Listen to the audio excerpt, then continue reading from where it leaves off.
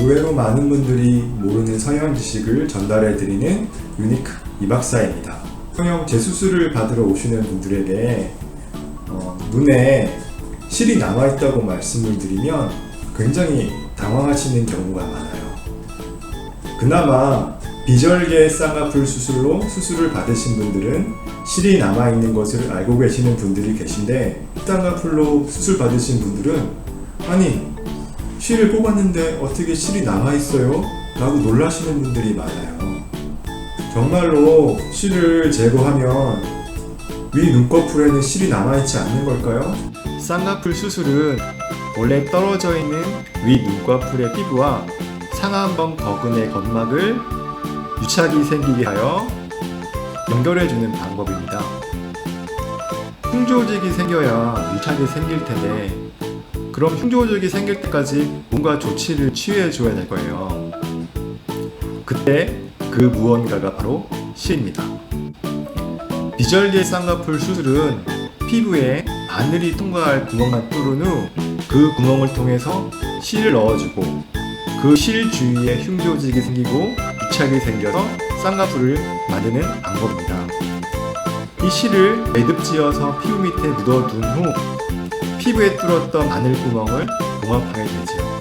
바늘구멍만 봉합했던 실을 제거하기 때문에 피부 밑에 묻어두었던 실은 남게 되는 거죠.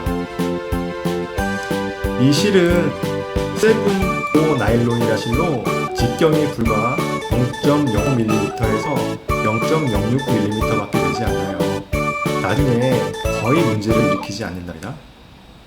절개 쌍꺼풀 수술은 피부에 절개를 가한 후 직접 상안건 거근의 점막을 찾아서 피부의 진피에 연결해 주는 거예요. 이때 실로 피부의 진피층과 상안건 거근의 점막을 직접 봉합을 해서 연결을 하죠. 보통 5개에서 8개 정도의 실을 이용해서 봉합을 하는데요. 마찬가지로 이 봉합을 맞춘 후 피부를 실로 봉합하게 돼요. 추후에 제거하는 실은 이 피부를 봉합한 실이기 때문에 피부의 진피와 상안건 거근의 점막을 연결했던 이 실은 그대로 남는 겁니다.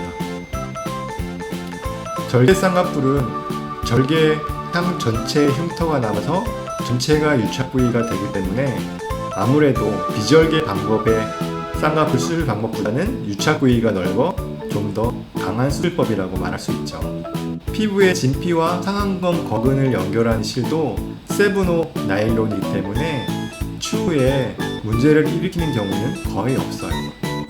비절개 쌍꺼풀 수술을 받았던 분이건 절개 쌍꺼풀 수술을 받았던 분이건 피부를 봉합한 실만 제거하기 때문에 위 눈꺼풀 피부 안에는 세븐5 나일론 실이 남아있어요.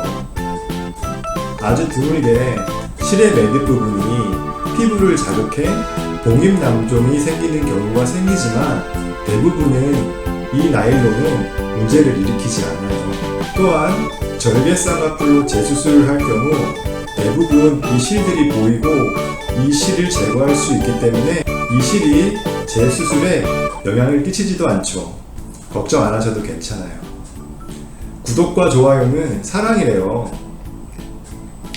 제 이야기가 조금이라도 도움이 되셨다면 구독과 좋아요 꾹 눌러주세요.